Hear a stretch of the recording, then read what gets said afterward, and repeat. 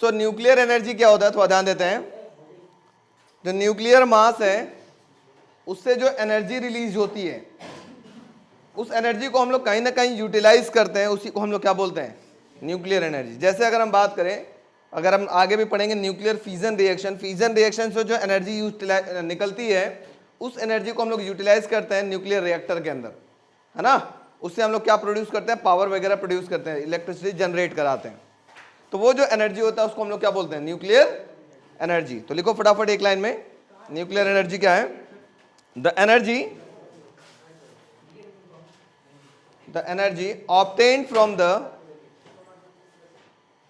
energy obtained from the conversion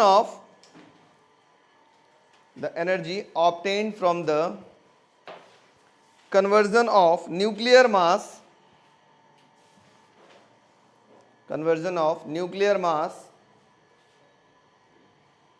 is known as nuclear energy,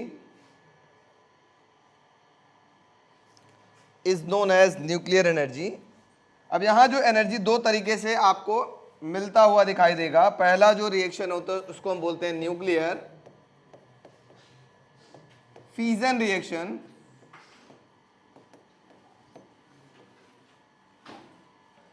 nuclear fission reaction में क्या होगा थोड़ा समझने का आप लोग प्रयास करेंगे सारे के सारे बच्चे। हमारे पास यहां एक हैवी न्यूक्लियाई है, सपोज करिए ये आपके पास यूरेनियम 235, समझने का प्रयास करेंगे, भी लिखेंगे नहीं। इनसे हिट कराया जाता है एक न्यूट्रॉन। चूंकि हमने देखा था इसकी बाइंडिंग एनर्जी थोड़ा सा ज्यादा था, है ना। 235 कहीं ऐसे आपके पास बाइंडिंग एनर्जी कर्व अगर याद करें तो कुछ यहां पर 235 था, तो मुझे इसको थोड़ा सा लेस स्टेबल करना होगा, तब ये टूटेगा, इसके न्यूक्लियॉन्स टूटेंगे फूटेंगे, सब काम होगा। तो इसका मतलब देखो ये था 92 यूरेनियम 235, अगर हम इसका थोड़ा सा बढ़ा दें, यूरेनियम 236 कर दें, तो ये थोड़ा लेस स्टेबल हो जाएगा कि नहीं, क्योंकि इसका बाइंडिंग एनर्जी पर न्यूक्लियॉन क्या हो जाएगा, थोड़ा कम हो जाएगा। इस वजह से हमने क्या किया, इसको एक न्यूट्रॉन के साथ हिट कराया। जैसे ही आप इसको न्यूट्रॉन के साथ हिट कराओगे तो होगा क्या, मैं आपको दिखाता हूं। ये यूरेनियम कुछ इस प्रकार से टूट जाएगा, ये यूरेनियम बन जाएगा यूरेनियम 236, यूरेनियम 92 236, ये है लेस स्टेबल।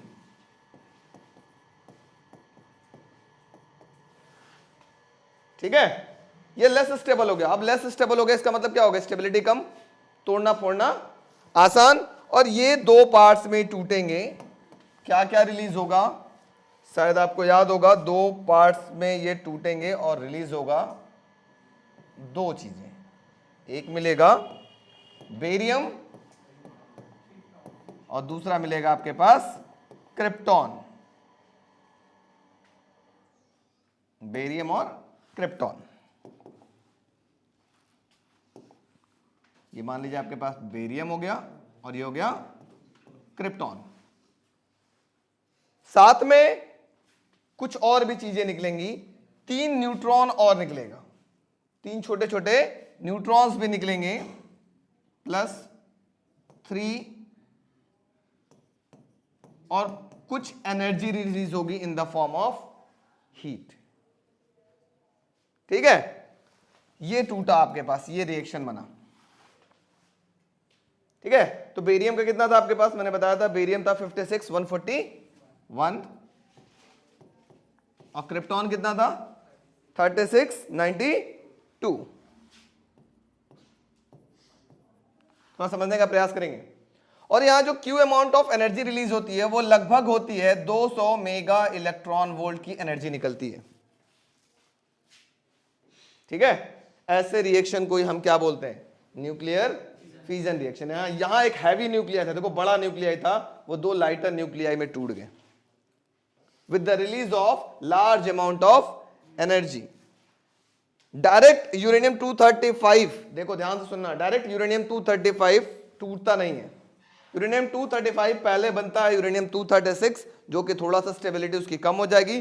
जब स्टेबल कम हो गया तब वो दो पार्ट्स में टूटेगा, बेरियम एंड क्रिप्टॉन के फॉर्म में टूटेगा with the release of large amount of energy, है ना। वो energy in the form of heat हो सकता है, लगभग 200 मेगा इलेक्ट्रॉन वोल्ट। ये कितना कैसे आया, ये एग्जाम में क्वेश्चन आता है। Find the Q value during fission reaction या फ्यूजन रिएक्शंस। ठीक है, तो लिखिए पहले एक लाइन में कहानी, उसके बाद हम लोग इसका लिखते हैं।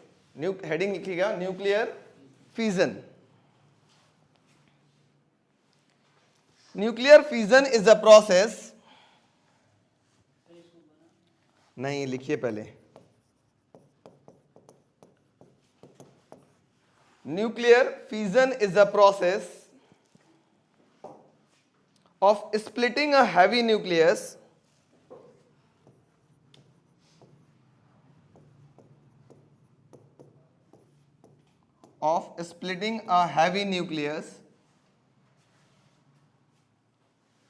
into two lighter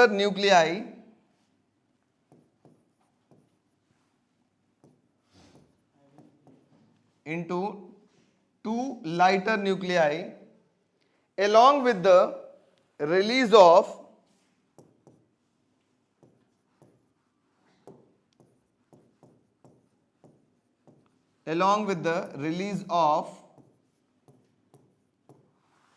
large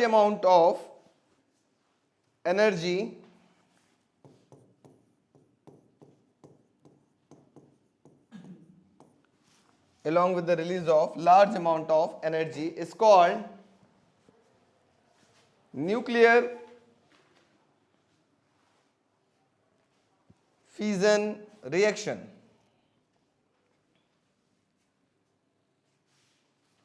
nuclear fission reaction, ये नोट कर लीजिएगा फिगर बना करके भी और इसका रिएक्शन भी, फिगर बना के भी और रिएक्शन भी।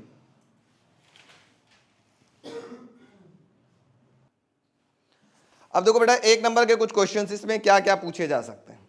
पहला क्वेश्चन एक आपके पास ये बनेगा कि अगर ये क्यू वैल्यू पॉजिटिव आ रही है, याद रखिएगा, अगर ये क्यू वैल्यू पॉजिटिव आ रही है तब फिजन पॉसिबल है, तभी टूटेगा।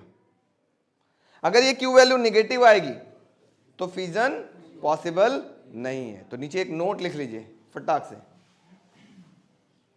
If the value of Q is positive, if the value of Q, capital Q, is positive, then the fission process is possible, then the fission process is possible। और second point लिख लेना, if the value of q is negative, if the value of q is negative then the fission process is not possible, then the fission process is not possible। हो गया। अब देखो,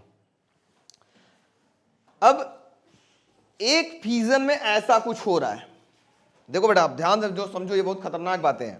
ये एक बार fission हो रहा है तो इतना एनर्जी रिलीज हो रही है, और ये फिजन अगर बार बार होता रहेगा तो कितना एनर्जी रिलीज होगी, है ना। जितनी बार फिजन होगा उतने इनटू ये एनर्जी मल्टीप्लाई कर लेना।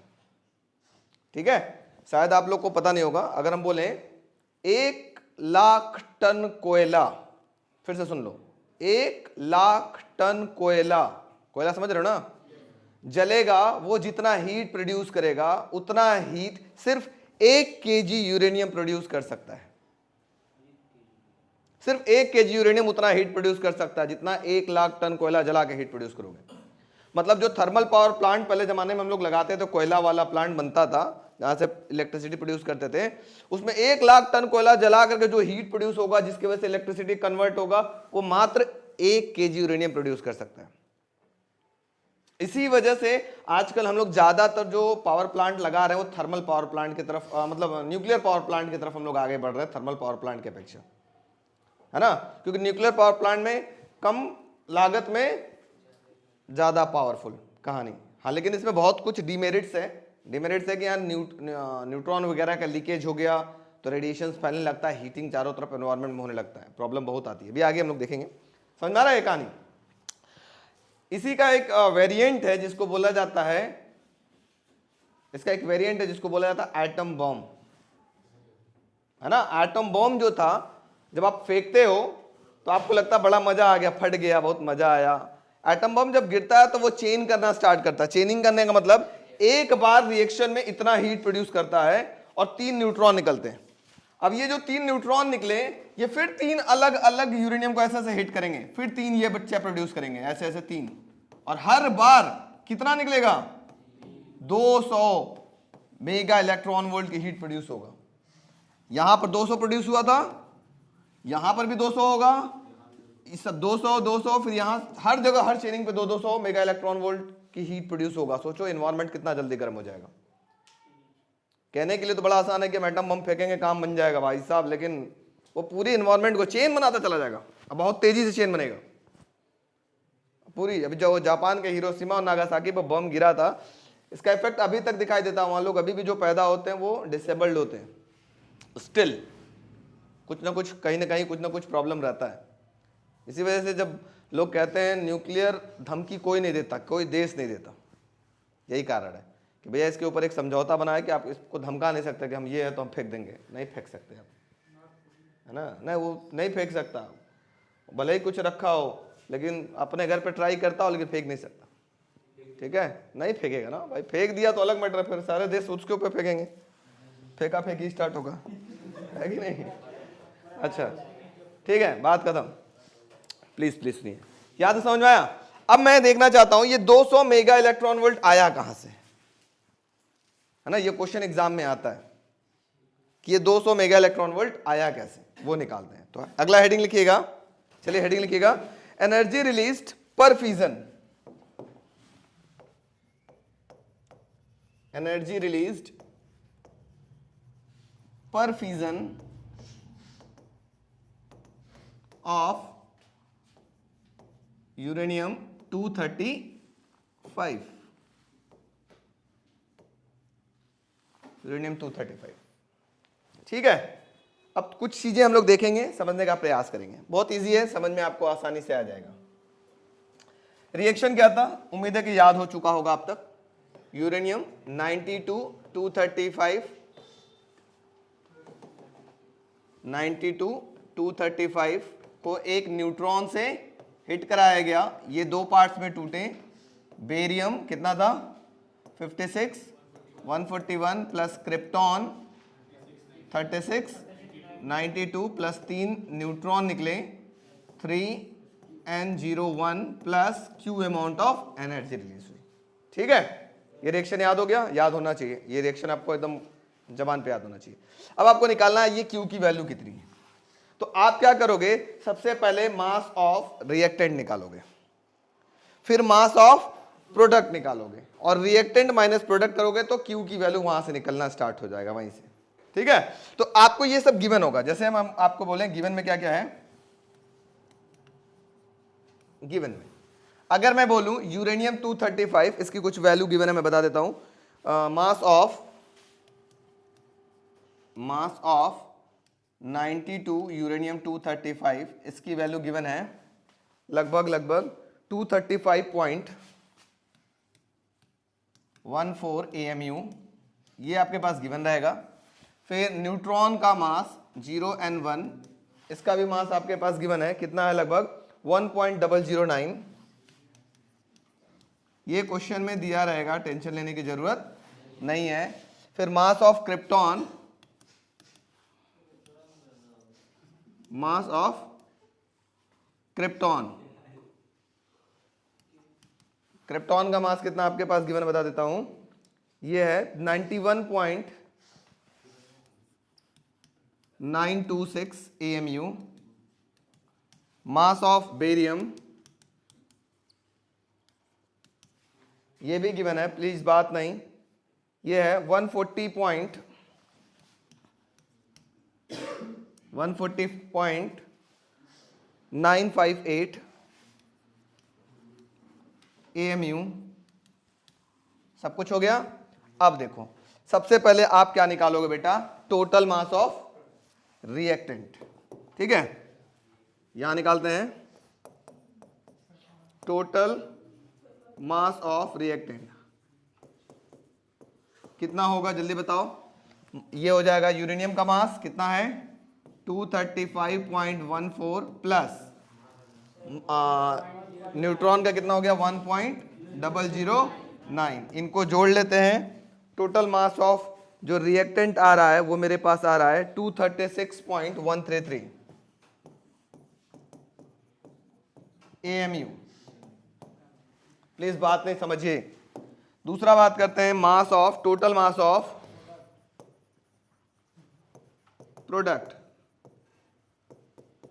कितना होगा, तो ये होगा बेरियम, बेरियम का मास गिवन है 140.958 प्लस क्रिप्टॉन, क्रिप्टॉन का कितना है 91.926 प्लस 3 इंटू न्यूट्रॉन का मास है 1.009। इसको जोड़ लेते हैं तो इसकी वैल्यू आ रही है प्रोडक्ट की 235.911 AMU, 235.911 AMU। अब आपको क्या निकालना है, मास डिफेक्ट। याद है कितना होता है, जल्दी बताइए mass defect. Mass defect delta M is equal to होगा मास ऑफ रिएक्टेंट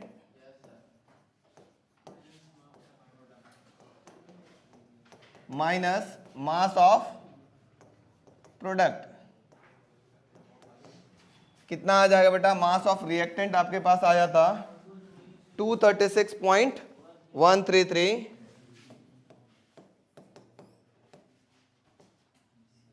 माइनस 235.911। इसको हम लोग माइनस कर लेते हैं। इसकी जो मास आ रही है लगभग मैं बता देता हूं 0.222 AMU। ये तो AMU में आ गया मास डिफेक्ट। अब आपको एनर्जी निकालना है, एनर्जी रिलीज पर फिजन। एनर्जी किस में रिप्रेजेंट करते हैं हम लोग, इलेक्ट्रॉन वोल्ट में।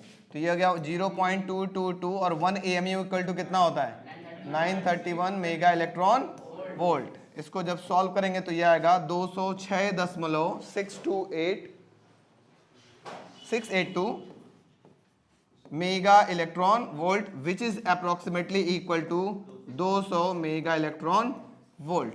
यही होता है आपके पास क्या, Q वैल्यू।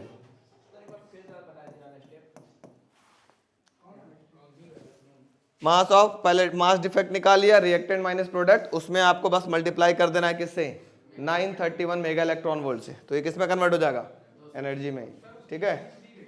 किसकी वैल्यू, हाँ सारी वैल्यू आपके पास गिवन रहेगी।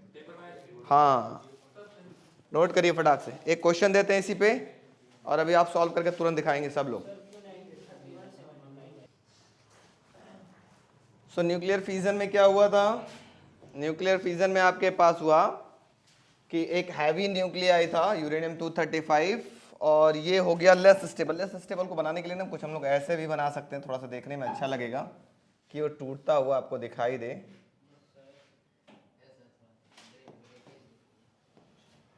डंबल शेप बना सकते हो आप लोग, डंबल शेप।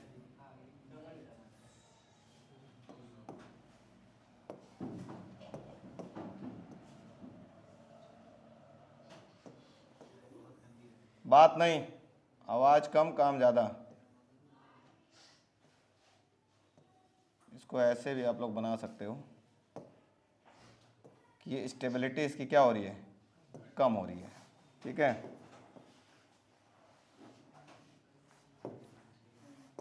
ऐसे भी इसको बना सकते थे यूरेनियम 92-236।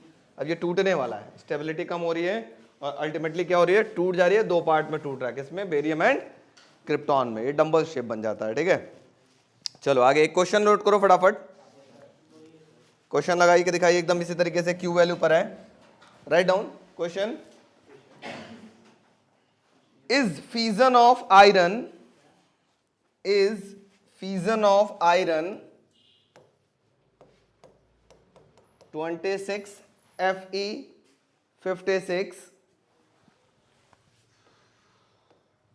56 to aluminium 13 Al 26 28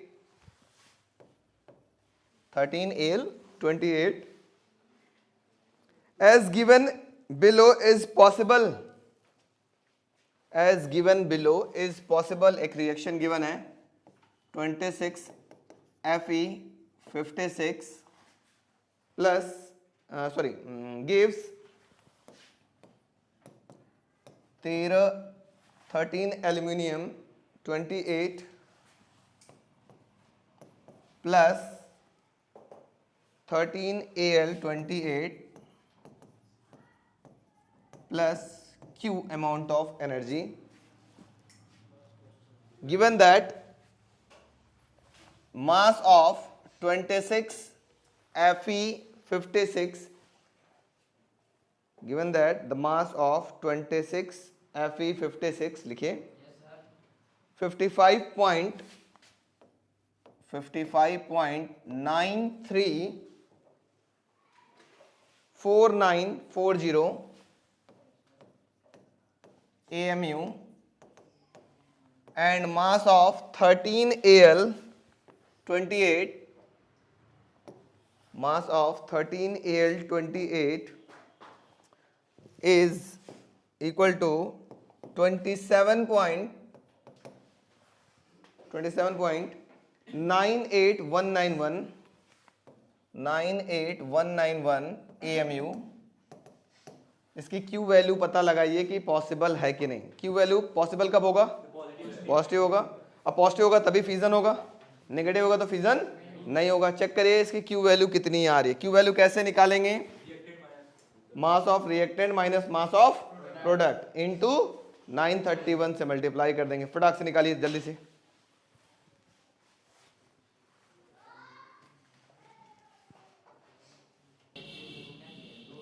देखिए Q वैल्यू कैसे निकलेगा.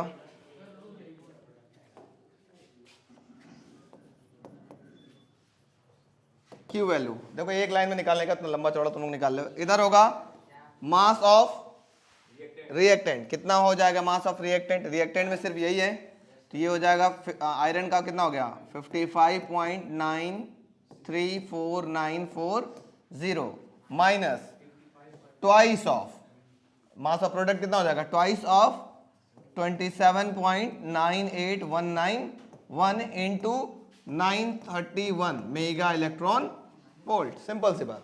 एक लाइन में कहानी खत्म करो. तो Q वैल्यू इक्वल टू कितना आएगा? इसकी वैल्यू आ रही है माइनस का 26.94 mega electron volt. Since Q is negative,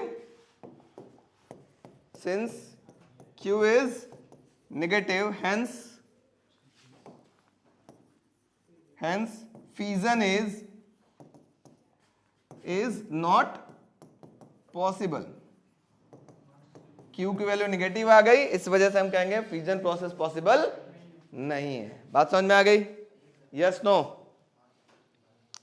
video वाला आया? नोट कर लो बेटा फटाफट जिनका नहीं आया.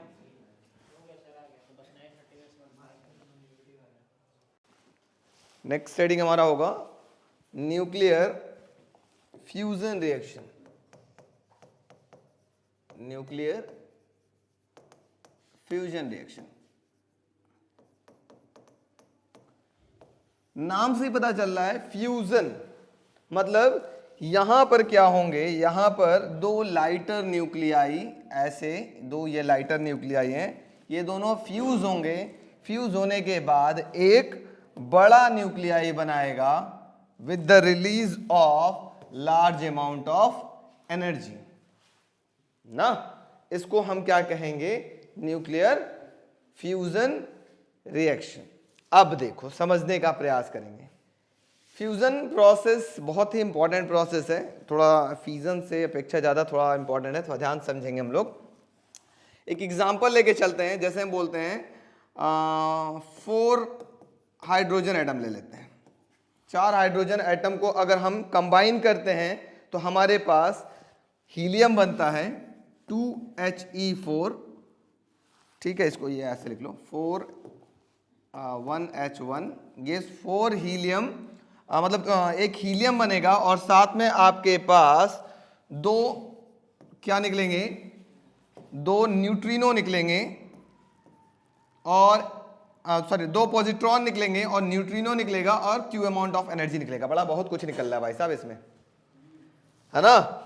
यहाँ वहां पे न्यूट्रॉन निकलता था, रिलीज होता था, जैसे आपने बताया था, देखो पीछे वाली कहानी को, यहां पर क्या हुआ था, आपके पास टूटा था तो 3 क्या निकला था, न्यूट्रॉन निकला था, ठीक है। अब यहां न्यूट्रॉन के बजाय क्या निकलता है, पॉजिट्रॉन निकलता है, ये प्लस ई होगा ऐसे 1E0, ठीक है। क्या निकलता है, पॉजिट्रॉन निकलता है with the release of large amount of energy plus 2 neutrino निकलता है। न्यूट्रिनो क्या होता है, पहले ये बात जानने हम लोग, है ना। न्यूट्रिनो होता है जस्ट लाइक इलेक्ट्रॉन, ये भी एक माइक्रोस्कोपिक पार्टिकल है, लेकिन ये इसका मास एकदम 0 के बराबर होता है। और दूसरी चीज ये न्यूट्रल होता है। जैसे इलेक्ट्रॉन पे तो चार्ज होता है, लेकिन न्यूट्रिनो पे कोई चार्ज नहीं होता, ये न्यूट्रल होता है और दुनिया में इसका किसी से कोई ताल्लुक नहीं, जल्दी किसी से मतलब नहीं रखता, ऐसे ना। इसी वजह से इसको मॉन्स्टर पार्टिकल भी बोलते हैं। मॉन्स्टर को किसी से मतलब नहीं है, अपना आएगा चलता चला जाएगा, बीच में जो पड़े कोई टेंशन नहीं, किसी से कोई इंटरेक्शन नहीं होता, इसी को हम लोग बोलते हैं न्यूट्रिनो। न्यूट्रिनो जो होता है ये भी, जैसे आप बोलते हो ना, अभी तक बोलते आते थे कि इलेक्ट्रॉन छोटा है, एटम छोटा है, इलेक्ट्रॉन छोटा है, एकदम इलेक्ट्रॉन का भाई है, बट इलेक्ट्रॉन पे चार्ज होता है, इस पे कोई चार्ज नहीं होता है, न्यूट्रल होता है, इसका दुनिया में किसी से कोई ताल्लुक नहीं है, कोई किसी से इंटरेक्ट जल्दी नहीं करता, बहुत रेयरली इंटरेक्ट करता है, ठीक है, नहीं करता है जनरली, ठीक है। अच्छा, तो क्या निकला, 4 हमने हाइड्रोजन को कंबाइन किया, 4 हाइड्रोजन कंबाइन होकर के हीलियम बना, प्लस 2 पॉजिट्रॉन निकला और न्यूट्रिनो रिलीज हुई, plus large amount of energy release हुई। कितना हो गया, ये लगभग 26.7 मेगा इलेक्ट्रॉन वोल्ट का एनर्जी रिलीज होता है। फ्यूजन रिएक्शन में कितना होता था, 200 मेगा इलेक्ट्रॉन वोल्ट की एनर्जी रिलीज होती थी और यहां पे 26.7 मेगा इलेक्ट्रॉन वोल्ट की एनर्जी रिलीज होती है। ऐसे रिएक्शन को हम क्या बोलते हैं, न्यूक्लियर फ्यूजन रिएक्शन कहते हैं। ये क्यू वैल्यूज की भी कैसे निकलेगी, एकदम सेम टू सेम, कैसे निकलेगी, मास of product, sorry mass of reactant minus mass of product into 931, इसको भी हम लोग निकाल लेते हैं अभी, ठीक है पीछे। तो फटाक से पहले लिख लो एक लाइन में, nuclear fusion reaction, nuclear fusion reaction,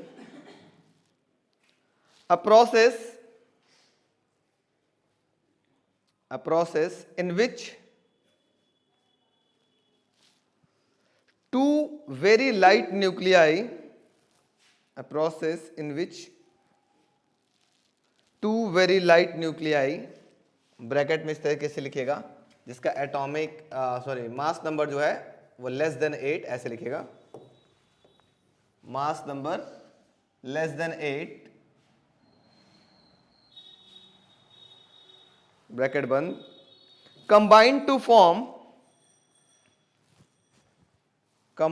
form a nucleus with a larger mass number, combine to form a nucleus with a larger mass number along with the release of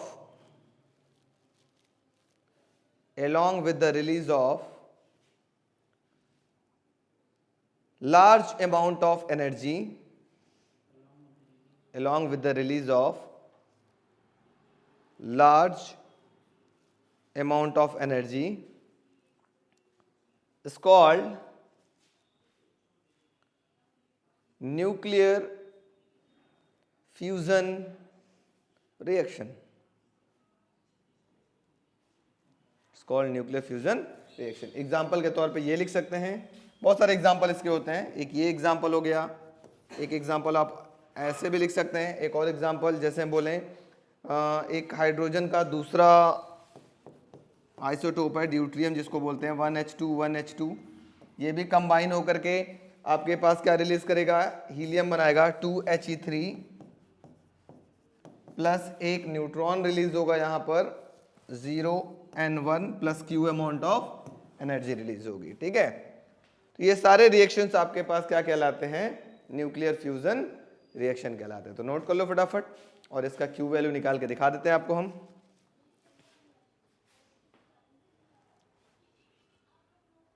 फटाक से नोट करिए, हो गया। चलिए दोनों reaction note कर लीजिए। Q value निकालना एकदम वैसा ही है जैसे आप फ्यूजन का निकाल देते हैं, वैसे ही आप फ्यूजन का भी निकालेंगे। ठीक है, एकदम सेम टू सेम मेथड है और कोई डिफरेंट नहीं है, कोई टफ नहीं है, आराम से निकल जाएगा। चले नेक्स्ट, Q वैल्यू निकाला जाए वीडियो वाले बच्चों। Yes sir. चलो तो हम बात कर लेते हैं Q value for nuclear fusion reaction. Direct निकालें, डायरेक्ट निकालते हैं। ठीक है, Q इज इक्वल टू हो जाएगा मास ऑफ रिएक्टेंट 4 इंटू हाइड्रोजन का मास लगभग हो जाएगा, मैं आपको बताता हूँ 4 इंटू 1 पॉइंट, डायरेक्ट लिख लेता हूँ 4 इंटू, अच्छा इस पहले रिएक्शन आप लिख लेंगे, कौन सा रिएक्शन का आप निकाल रहे हैं। ठीक है, ये जरूरी होता है। तो हमारे पास ये वाला रिएक्शन की बात करें 4H1 gives what 2He4 plus 2 positron और एक पॉजिट्रॉन की 2 positron, 2 positron 2 neutrino plus Q, 2 positron ना कि एक पॉजिट्रॉन, 2 पॉजिट्रॉन। ठीक है, प्लस Q, इसी रिएक्शन का निकाला। तो ये हो जाएगा 4 इंटू ये minus 2 into sorry not 2 into helium का नंबर कितना है आपके पास, हीलियम का टोटल मास हो जाएगा, ये हो जाएगा 4 पॉइंट कितना है 4.002603 इंटू 931 मेगा इलेक्ट्रॉन वोल्ट। इसको सॉल्व कर लेंगे तो ये आएगा आपके पास 26.7 मेगा इलेक्ट्रॉन वोल्ट। ठीक है, नोट कर लो फटाक से।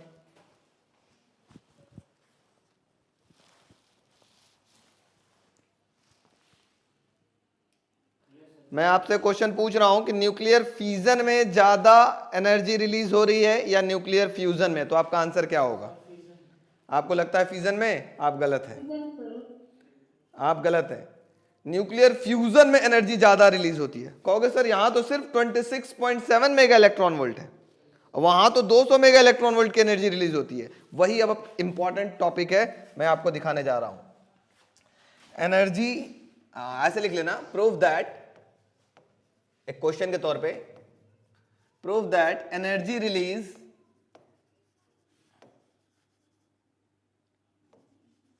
in fusion is more than nuclear fission.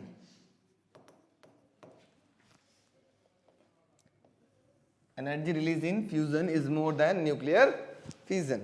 कैसे? ठीक है, पहले समझिएगा आप लोग, कोई लिखेगा नहीं क्योंकि इंपॉर्टेंट है, समझ में आ जाएगा तो सारा का सारा खेल बन जाएगा। सबसे पहले हम लोग बात करते हैं न्यूक्लियर फ्यूजन रिएक्शन की। तो एक साइड फ्यूजन लिख लेते हैं,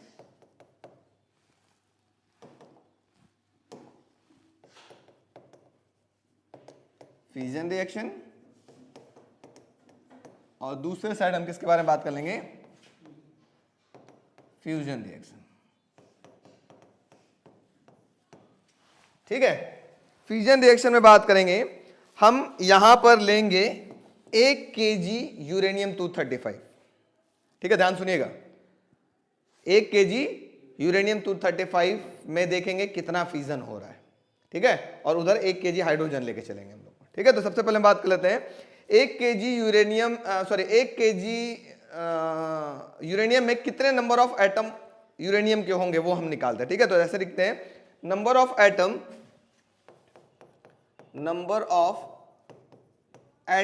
इन 1 kg ऑफ यूरेनियम 235 निकालने के लिए फॉर्मूला होता है, ये होता है आपके पास एवोगाड्रो नंबर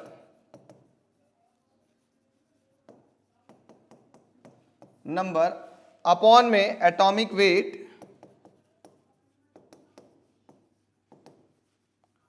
इनटू मास इन ग्राम, ठीक है, नंबर ऑफ एटम निकालने के लिए, ठीक है, ये फॉर्मूला होता है। तो एवोगाड्रो नंबर कितना होता है बच्चों, जल्दी बताओ, 6.023 इंटू 10⁻23 अपॉन में एटॉमिक वेट, इसका कितना एटॉमिक वेट है 235 इंटू मास इन ग्राम, कितना हमने लिया है 1 kg, 1 kg का मतलब 10⁻³ (10⁻³ ग्राम, अरे ग्राम, ठीक है। तो आपके पास नंबर ऑफ एटम पता चल जाएंगे। So number of atom equal to कितना हो जाएगा, इसको हम लोग सॉल्व कर लेते हैं। इसकी वैल्यू आती है 2.56 इंटू 10⁻24 न्यूक्लियाई, ठीक है। मतलब 1 kg यूरेनियम लेते हैं, इसमें हमको इतना न्यूक्लियाई मिल रहा है। और एक ध्यान सुनना, पर एक फ्यूजन में कितना एनर्जी रिलीज हो रही थी 200 मेगा इलेक्ट्रॉन वोल्ट। तो ऐसे लिखेंगे एनर्जी रिलीज्ड पर फ्यूजन। हमको पता है कि एक बार जब फ्यूजन होता है तो कितना एनर्जी रिलीज होता है 200 mega electron volt. Then total energy released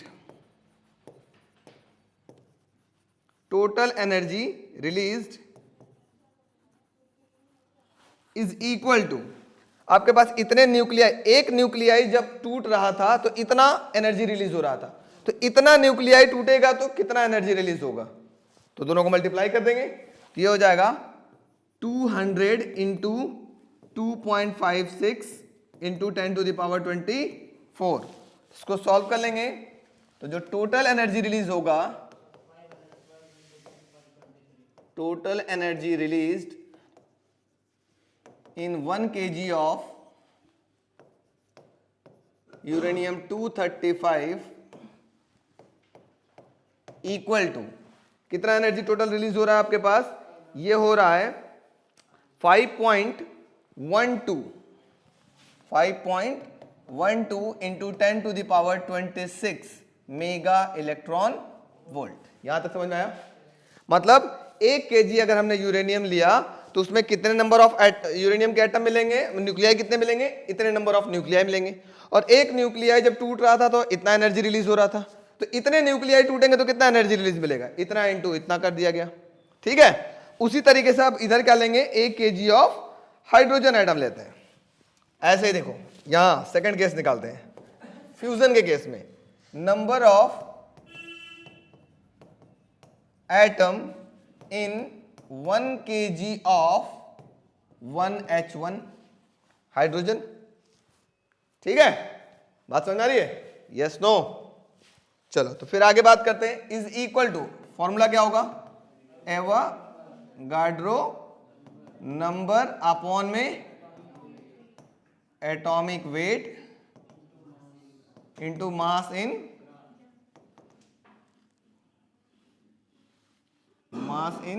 ग्राम। तो बताओ नंबर ऑफ न्यूक्लियाई कितना हो जाएगा, ये हो जाएगा 6.023 इंटू 10⁻23 अपॉन में एटॉमिक वेट कितना होगा 1 नहीं 4, 4 हाइड्रोजन कंबाइन किया गया था फ्यूजन में ना, तो एटॉमिक वेट कितना हो जाएगा 4, है ना, 1 मत लिख देना गड़बड़ा जाएगा, ठीक है। 4 इंटू 10⁻³ ग्राम। इसको जब हमने सॉल्व किया तो नंबर ऑफ न्यूक्लियाई पता चल गए, इसको हमने सॉल्व किया तो नंबर ऑफ न्यूक्लियाई जो मुझे मिल रहा है वो मिल रहे हैं 1.505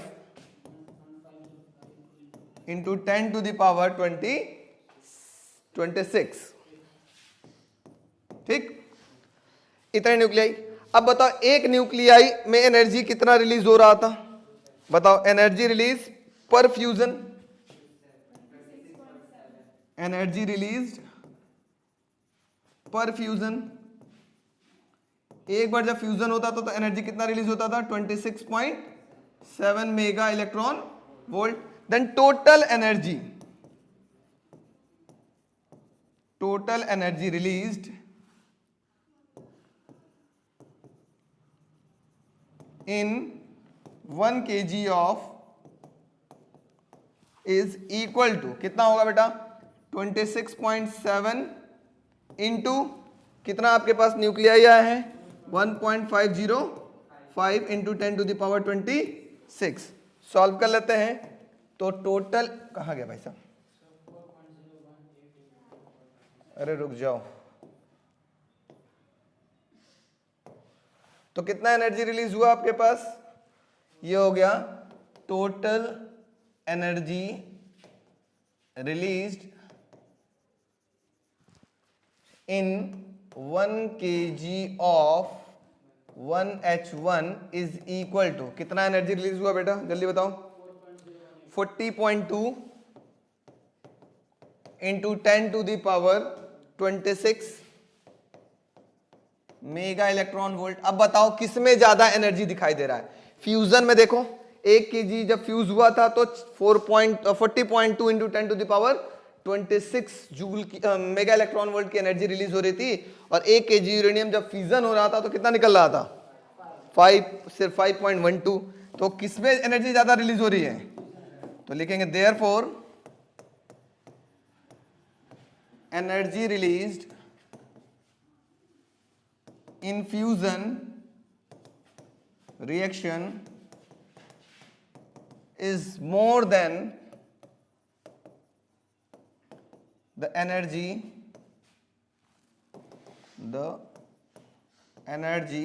released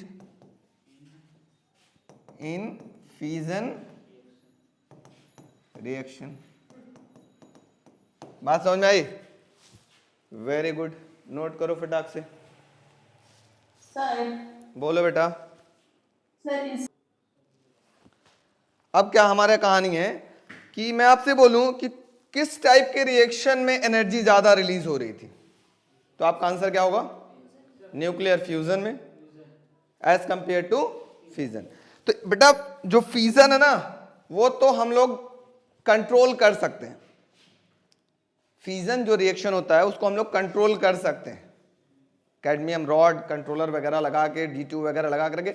ये जो न्यूक्लियर रिएक्टर बनता है ना पावर प्लांट जहां पे इलेक्ट्रिसिटी प्रोड्यूस किया जाता है, उसमें न्यूक्लियर रिएक्शन को कंट्रोल किया जाता है, कंट्रोल्ड न्यूक्लियर रिएक्शंस होता है, हीट प्रोड्यूस करता है फिर उसको ठंडा कर दिया जाता है कहीं से जुगाड़ बैठा करके कि ज़्यादा इलेक्ट्रॉन मतलब जो न्यूट्रॉन से ज़्यादा फ्रीली ना घूमे, जो ज़्यादा फ्री घूमते हैं उनको कैडमियम रॉड में चिपका दिया, चिपक जाने नहीं दिया जाता, तो मतलब उसको कंट्रोल कर सकते हैं।